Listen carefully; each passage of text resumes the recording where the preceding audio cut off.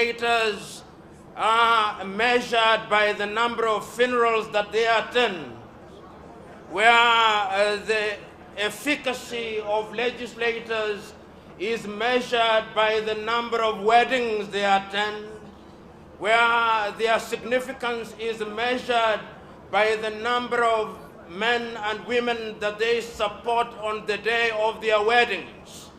And therefore, we live in a continent where the legislator is misunderstood.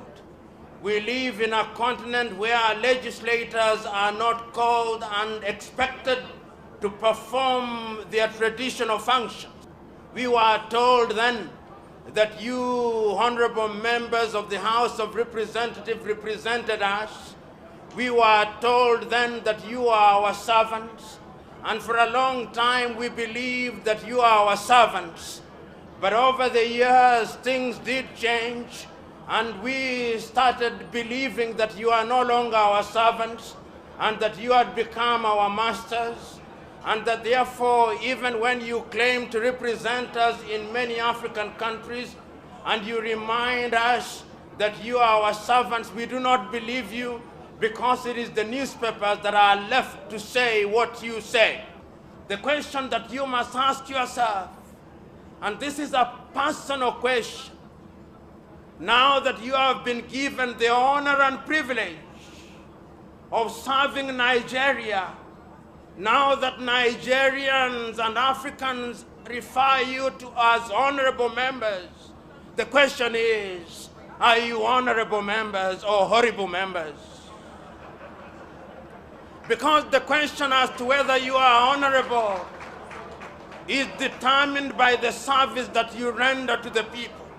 Now that Nigerians have given you the opportunity to think for them, to imagine for them, when it is reported in the Green Chamber magazine and we talk of Nigeria as being a great country, the question is, and we will be asking you, are you midwives for the good things of Nigeria?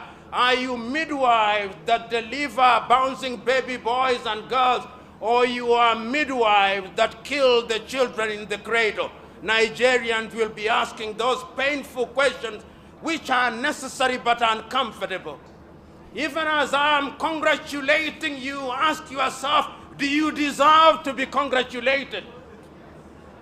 Because my congratulations are only useful if you are servants of Nigeria. Nigeria has been becoming great for too long. The time is now that Nigeria must be great, in fact. You will know that in the next few years, Nigeria will produce 1 in every 5 of Africans. When I travel to different parts of the world, and you travel to different parts of the world, if you do not meet a Nigerian doctor who is at the best in the world, you meet a Nigerian astronaut who is at the best in the world, you meet a Nigerian banker who is at the best in the world, you meet a Nigerian who is as good as anybody in the world, there is no problem with Nigerians. In fact, there are those who say that if you go to any part of the world and you do not meet a Nigerian, run away from that place, because that place is not worthy of visiting. Nigeria is a great country, and I have no doubt in my mind that we can make her great. When I hear Nigeria saying that our GDP is only $450 billion, I'm not impressed. And indeed, I remember that a Nigerian son who is now the director of the African Development Bank, Adeshina, said that people do not eat GDPs, and I agree with him. GDPs are not edible. But I hold the view that Nigeria should be in the same space economically as Germany is. Nigeria should be in the same space politically as the United States is. I look forward to the day when Nigeria will have reawakened her agriculture and that legislation will be produced and publicized in the magazine which speaks to agriculture. I know Nigeria can be great. I know Nigeria will be great, but Nigeria can be great and will only be great if you men and women seated here choose that Nigeria will be great.